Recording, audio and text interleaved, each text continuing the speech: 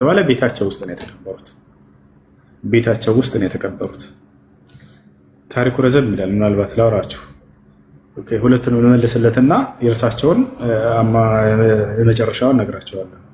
እና ያለው ባጭሩ ካዕባ ውስጥ የለም። የነቢያችን ሰለላሁ ዐለይሂ ወሰለም ቀብር እዛ ውስጥ የለም። ቤታቸው ውስጥ መዲና ነው የተቀበሩት። ሁለተኛው ጥያቄው ምንድን ነው? ድንጋይ 7 ጊዜ የምንወረውረበት ሚስጥሩ ምንድን ነው ብሎናል። ጥሩ ጥያቄ ነው።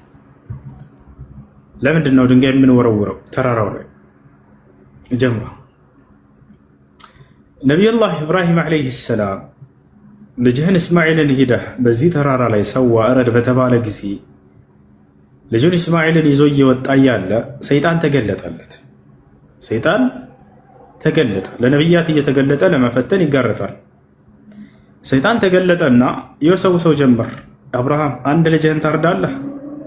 በስተርጅና ያገኘኸውን ብቸኛ ልጅህን የመጀመሪያ ልጁን እስማኤል አንድ ልጅህን እረድ ተብሏል አይደለ? አንድ ልጅህን ታርዳለህ? ዘርህ ተቋረጠ ማለት እኮ ነው ይለዋል። እያችሁ የአምላክን ትእዛዝ እንዳይፈጽም ወደኋላ ሊያደርገው ነው። ዘሬ ሊቋረጥ ነው ካረድኩ ማለት ነው ብሎ እንዲመለስ ነው። ኢብራሂም ግን መልስ አልሰጠውም።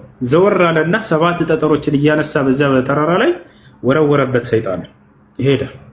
እያችሁ እኛም ዛሬ በነቢያቶች መንገድ ላይ እንድንሆን ዘንድ ኢብራሂም አንስቶ ሰይጣንን በወረወረበት በዛችው ቦታ ላይ የኢብራሂም ዓለይሂ ሰላምን መንገድ በመከተል 7 ጊዜ ጠጠር ወርውሮ የሚል ህግ ወጣ። ያ ነው ከኢብራሂም ጋር የተያያዘው። ኢብራሂም ዓለይሂ ሰላም እርሳቸው ናቸው ይህን ስራ ያደረጉት።